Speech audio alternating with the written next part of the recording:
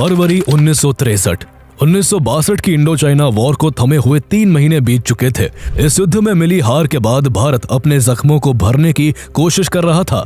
जिंदगी फिर से सामान्य होने लगी थी, लेकिन लद्दाख के पहाड़ों की उस ऊंचाई पर जहां बर्फ में सब कुछ ढका हुआ था, वहां कुछ ऐसा था जो अब तक किसी के सामने नहीं आया था। इसी बीच एक गडरिया अपनी भेड़ों को चराते हुए रास्ता भटककर चुशुल सेक्टर के रेजांगला पहुंच जाता है। वहां युद्ध के बाद से ही भारी बर्फबारी की वजह से कोई नहीं गया था, लेकिन जब वो गडरिया उस वीरान जगह पर पहुंचा तो उसकी आंखें वही की वही जमी रह गई। चारों तरफ टूटे हुए बंकर थे, बिखरे हुए बुलेट शेल्स थे, और फिर उसने कुछ ऐसा देखा जिसने उसकी रूह को झकझोर कर रख दिया। वहां बर्फ में हर तरफ भारतीय सैनिकों की लाशें जमी पड़ी थी। मौत के बाद भी किसी शहीद जवान के हाथ में अब भी राइफल जस की तस बनी हुई थी, और किसी के हाथ ने ग्रेनेड को अब भी ऐसे जकड़ा हुआ था जैसे वो मौत के बाद भी दुश्मन के छक्के छुड़ा देने को तैयार हो। इस मंजर को देख गडरिया घबराता हुआ नीचे भागा और तुरंत नजदीकी इंडियन आर्मी पोस्ट को इसकी खबर दी। इसके बाद जब सेना के अफसर रेजांगला पहुंचे तो वहां वो अपने जवानों के पार्थिव शरीर देखकर सन्न रह गए।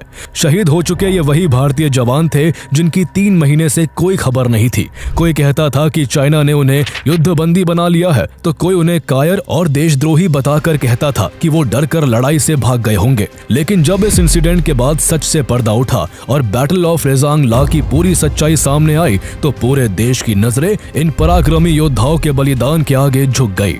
आइए जानते हैं बैटल ऑफ रेजांगला की पूरी कहानी, जिसे इंडियन मिलिट्री के इतिहास की सबसे भयंकर लड़ाइयों में से एक माना जाता है, जब एक इलाके की रक्षा करते हुए लगभग सभी जवानों ने अपने प्राणों की आहुति दे दी थी। आखिर कैसे यहाँ संख्या में केवल 120 होने के बावजूद भारतीय जवानों ने अपनी आखिरी गोली और अपनी आखिरी सांस तक देश के लिए लड़ते हुए 3000 से भी ज्यादा चीनियों का मुकाबला करते हुए 1300 चीनी सैनिकों को ढेर कर दिया था।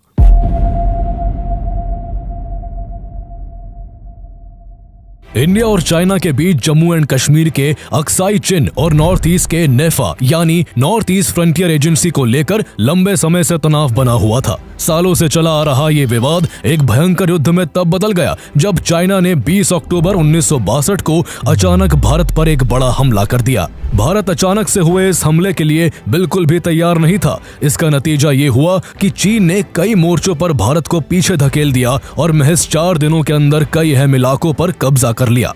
इस दौरान चीन का ध्यान लद्दाख के ईस्ट में मौजूद चुशुल पर भी था, जो स्ट्रेटेजिकली बेहद अहम इलाका था।